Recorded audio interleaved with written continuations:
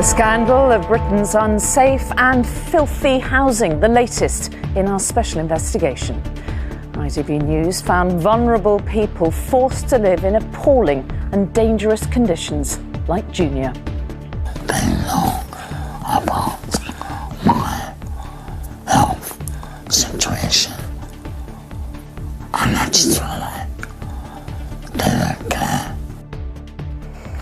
Well, the Health Secretary called the conditions we've uncovered horrific, and he agreed people's health was being impacted. So, what happens now? Also tonight, cases of the Indian variant increase again as surge testing is extended to new areas across the country. Digging begins in Gloucester as police search for a teenager believed killed by Fred West 53 years ago. And these have divided opinion and led to safety warnings. So I'm heading out to discover where e-scooters are really taking us.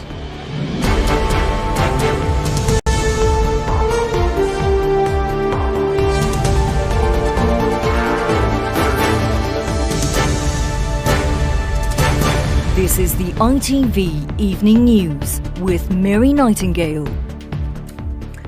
good evening. We have more evidence tonight of the deplorable housing conditions many people are forced to live in. ITV News met one man who needs ventilation equipment even to breathe, and yet his home is infested with mould. And a mother of two showed us her flat where the damp is causing wallpaper to peel off. Now, it's estimated that poor housing costs the NHS £1.4 billion a year. And the Health Secretary, Matt Hancock, told us the horrific examples we have exposed are having a clear impact on people's health. With his latest investigation on this issue, here's our political correspondent, Daniel Hewitt. Next to the machines that help Junior breathe grows black mould that makes it harder. His bedroom is covered in it. So too is the bedroom where his 24-hour carer sleeps. With a neuromuscular condition, the 29-year-old cannot walk and can barely talk. The care staff hired to help him also spend their time wiping down the walls of his mould-infested South London flat. It actually feels very depressive because I kind of notice that I'm not able to come off the ventilator as much as I used to, staying in this property that's full of mold is actually making me worse. Despite reporting this several times to his housing association L&Q, since 2019 it hasn't been fixed. When we contacted L&Q, they said they were very sorry and had badly let Junior down. But across the country, poor quality housing is a silent epidemic. In Bristol, Terry's trying to raise two young children in this. This is where it all started. There's mould and damp everywhere in their two-bedroom flat. She's decorated 3 times in 3 years and has now had to nail the wallpaper to the wall to stop it falling down. 3-year-old Oscar has had enough. Someone to do it. Someone needs to do it. Yeah, somebody do it. Somebody needs to clean it. Both children have developed coughs and breathing difficulties living here. I was getting reports of my son's clothes being damp in his nursery bag and the clothes smelling of damp, which really got to me because then it's not my fault, but I can't do anything about it. I just feel like I'm crying out for help and I'm not getting it. I'm really not. Despite complaining several times since 2018, Terry's housing association, Bromford Housing, had never sent anyone to even inspect the property. We showed Bromford what we found and asked why. We offer unreservedly an apology to kind of sort of Terry and her family. We know that we have failed her. We know we have let her down. And what we will be doing is ensuring that we carry out inspections of any home that is reporting historic damp and mould cases. Why has it taken ITV News to get involved here for you guys to start taking action? Clearly that shouldn't be happening. You know, clearly if a customer is reporting something to us, we should be following it up. But why has no one been round? Why has no one bothered to just turn up at her flat and take a look at what she's telling you? Yeah, and that is unacceptable. Back in South London, since we filmed with Junior, L&Q have now moved him out of this flat and have promised to find him a new permanent home 2 years after he first asked for help. They know about my health situation, and that's why they don't care. And for the tenants trapped in homes making them sick, that is a depressingly familiar feeling. Well, Daniel's here. I mean, it's words fairly, don't they? I mean, it's so shocking. And you've been speaking to the Health Secretary about this, and what did he say? Yeah, well, he's accepted that the horrific conditions, and he called them horrific conditions we've been finding, are clearly having an impact on people's health right up and down the country. And the stat that you mentioned earlier, Mary, stood out to me. £1.4 billion a year is spent by the NHS on poor quality housing. As a result, we're all paying for this. Clearly, the tenants in this situation are paying the biggest price. The Health Secretary said, though it's up to landlords primarily to deal with this, he says it is the responsibility of the government to make sure there's enough good quality housing. This is what he said.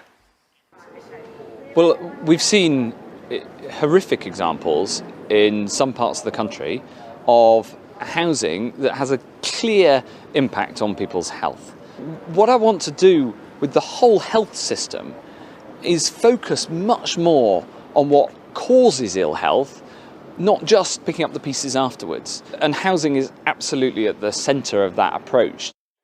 It's fair to say, though, that successive governments' records on this haven't been very good. The Queen's speech last week had very little in it to address these major problems. There are 10 million households in this country living in a home which is either in a state of disrepair, doesn't have the right heating, doesn't meet the right health and safety standards. This is a silent crisis, not just a silent crisis in housing, but also in health.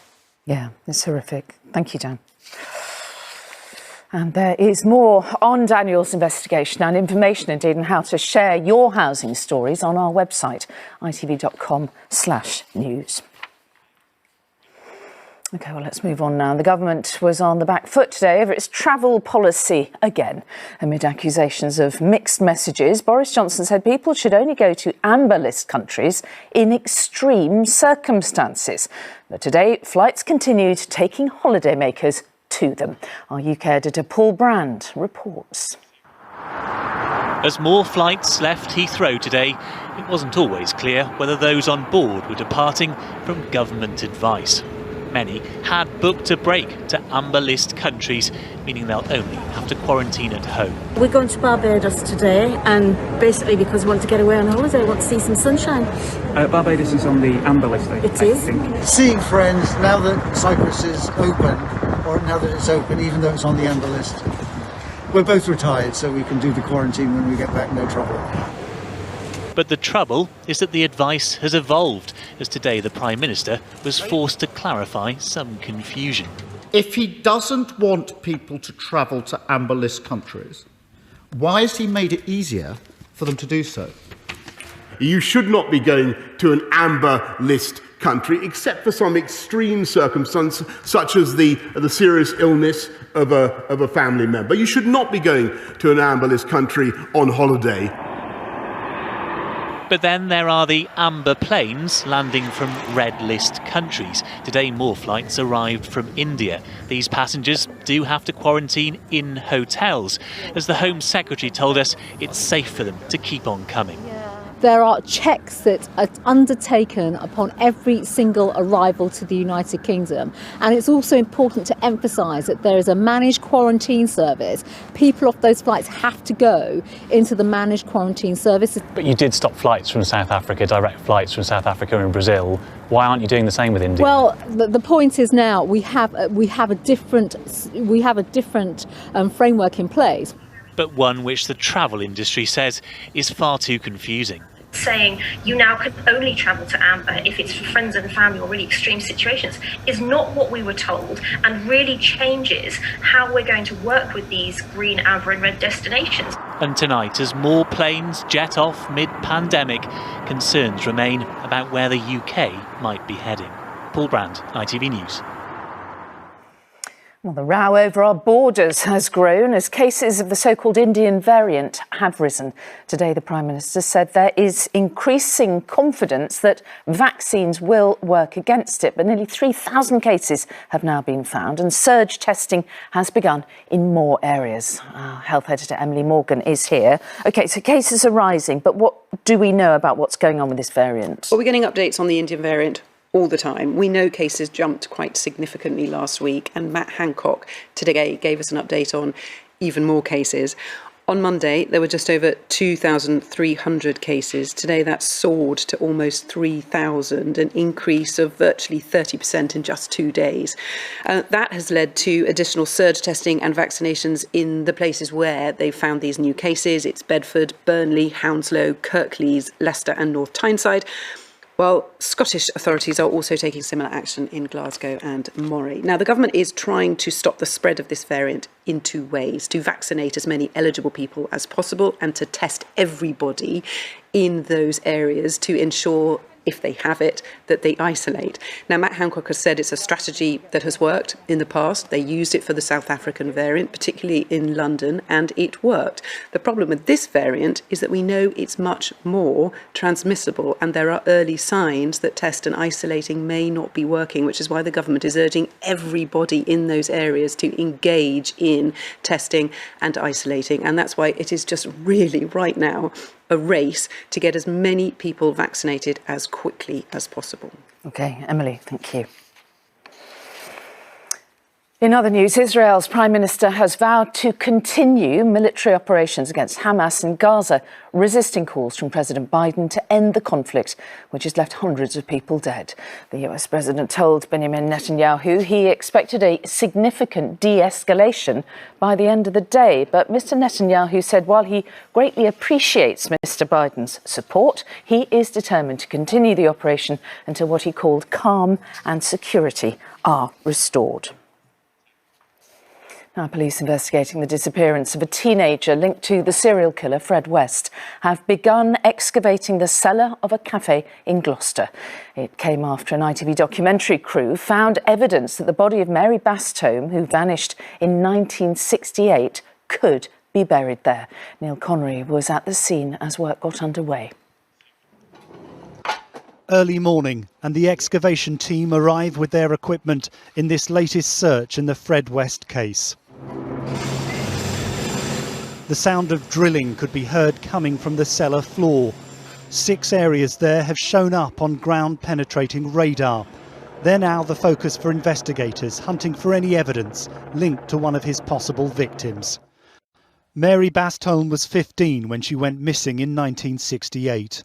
The mixture of techniques we're using, whether that be the ground penetrating radar, anthropologists and archaeologists, building archaeologists, search teams, all these things coming together to give us that high degree of assurance that if there are remains, that we can do everything we can to locate them. Fred West was known to be a customer at the cafe. Before he took his own life in 1995, the serial killer told his son he murdered Mary.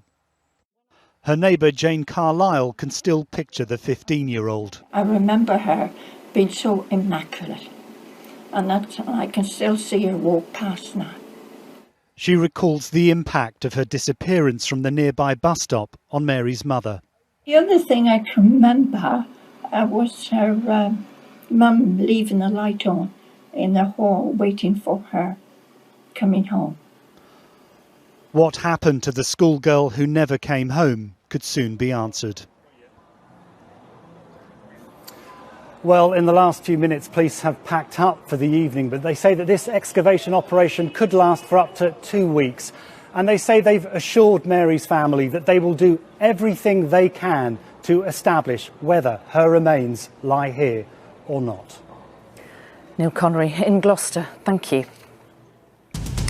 Still to come, the ITV Evening News. Just how safe is your face mask? Why some may only block a third of particles. And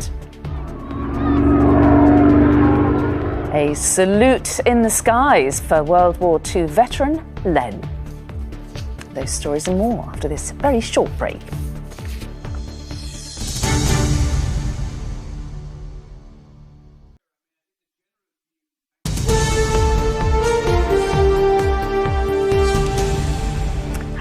Welcome back. The rollout of e-scooters is becoming an increasingly controversial issue in our towns and cities. Now, to some, they are a green answer to urban congestion, but others believe that the risks far outweigh the benefits. An investigation for ITV's Tonight programme has revealed that hundreds of injuries and more than 1,000 complaints linked to council-run rental schemes. Our consumer editor Chris Choi has the details. It's the transport debate that's dividing opinion. Privately owned e-scooters are still illegal on UK roads, but dozens of rental schemes are being allowed in more than 50 towns and cities.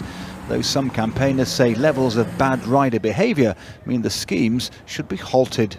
I was mortified to see the rider behaviour that was going on. People were riding on pavements, people were riding at people, so many people just riding double. As far as you're concerned, there's not enough been done. It's like a free-for-all, it's like the Wild West.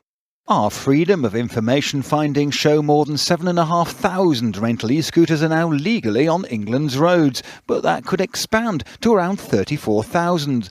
There have been more than 1,000 complaints about rental e-scooters since the scheme started last year. We were told about 210 injuries, with 25 direct collisions. In many areas, there are complaints about rental e-scooters left on pavements, creating a nuisance, even a hazard. And in Bristol, it reached an extreme. A whole area outside the house was just full of scooters, and at one point there was probably over 100 of them. Some people complain about scooter riders riding on pavements, and then if we're encouraging people to park on pavements, it would seem that the sensible thing would be for them designated areas in roads. That e-scooter firm says it's now made changes to prevent the problem. It encourages good parking, banning users who break the rules. Is it a business decision that you're making not to have more people on the street to sort out the problem? Well, there are people, and we do employ ambassadors. But they're not doing it quickly enough, are they? Well, it's a large area to cover, and they are working through. Well, get more people. That is something we're looking at, and we're also investing in our technology to make sure that staff can get access to these scooters quicker. Rental firms hope these will be a green solution to urban congestion, and with 2 million trips so far, they say problems are caused only by a minority. Government will decide on future e-scooter legalisation next year. Chris Choi, ITV News. And you can see Chris's full investigation, e-scooters, Britain's new road rage, tomorrow night on ITV at 7:30. Now, the ex-girlfriend of the Babes in the Wood killer, Russell Bishop, has been jailed for 6 years for lying at his murder trial. Jennifer Johnson, who hid her face when arriving during her trial, lied under oath to protect Bishop in 1987. It resulted in him being acquitted for the murders of schoolgirls Karen Hadaway and Nicola Fellows. Bishop was finally convicted at a retrial in 2018. The National Crime Agency has arrested 2 men in north-east London believed to be leading figures in a people smuggling network. It's thought they were behind moving hundreds of migrants both into and out of the UK. And police are treating a fire at the home of the Celtic Chief Executive Peter Lawwell this morning as deliberate. CCTV showed a man pouring accelerant on cars in the garage. The family was said to be shaken but safe. Now, we have seen them everywhere, haven't we, during the past year? But while you can now get masks in a plethora of designs, just how good is yours at protecting you and those around you? Well, testing has uncovered alarming flaws in how well some actually work. Chloe Keedy reports on the best and the worst performers. They are this season's must-have fashion accessory. For celebrities, wearing a face mask is one way to make a statement. You can get one in almost any shape, size or design, but research out today suggests some masks may be putting style over safety. What do you look for in a face mask? A bit of comfort and a bit of style, as you can tell by my nice check pattern here. And do you care how effective it is? I just assumed they were all quite effective. Really doing it totally on cost. I tried to buy a few cool ones in the early days. I do love, to have something quite fun. To be honest, it's only because I'm outside. When I'm inside, I would always wear a disposable mask underneath. So what makes a good face mask? Well, it all comes down to how well it filters out potentially harmful particles, how breathable it is, but also how well it holds up to being washed over and over again. The top scorer in a test by Which was the AirPop pocket mask. Superdrugs and Marks & Spencer's were also highly effective. One of the worst was the Adidas mask, which stopped only a third of harmful particles. Adidas told us it was designed early on in the pandemic, before there were defined performance criteria for non-medical masks. Consumers need to see, when they pick up a mask in a shop, they need to see the standards that mask adheres to. It needs to be transparent and come with clear instructions. Only formal industry oversight and formal standards are likely to guarantee that, and that's what we're calling for. The message is that masks can be fun, but if you also want yours to be functional, you'll need to shop around. Chloe Keedy, ITV News. Now, Iceland will not perform live at the Eurovision Song Contest this year after a band member tested positive for coronavirus. The band will still be in the competition, but only through a pre-recorded footage of a rehearsal. This year's contest is in Rotterdam with strict testing and hygiene protocols. And finally, the 101-year-old taking on a whole new challenge. During World War II, Len Gibson survived working on the Burma Death Railway as a Japanese prisoner of war. Well, now he's helping others in need, volunteering for a charity providing transport for cancer patients. And today, his local community celebrated Len's extraordinary life, as Martha Fairley reports. Across the generations in Sunderland, they've been celebrating the man who's inspired them all. Veteran Len Gibson has dedicated his life to helping others. And today, a Spitfire flypast was just part of the display of thanks from the whole community. I love my fellow men. And I've had a marvellous life. I've always thought, do unto others as you would do to you. And I've been kind to people and they've been kind to me. Sitting in a new ambulance named after him, this unstoppable 101-year-old is now dedicating his energy to supporting a charity that provides transport and care for cancer patients. He's so humble. He's just so positive. He's just a lovely person. He's a huge inspiration to us all. And to say he's 101 going on 18. Len was serving with the Royal Artillery in the Second World War when he was captured by the Japanese and survived horrific conditions building the Death Railway. He went on to be a teacher and a musician. And in recognition of Len's achievements, the Red Devils dropped in, delivering the book written about his remarkable life that will also raise money for the charity and it's hoped inspire others to volunteer. The atmosphere is just electric. Everybody wants to do as much as they can for the charity, and it's such a worthwhile charity as well. To this community, Len has long been a hero, doing what he can to bring out the best in everyone. Martha Fairley, ITV News, Sunderland. Oh, we all love Len. That's it for now. Tom's here at 10 from me and all the team. Bye-bye.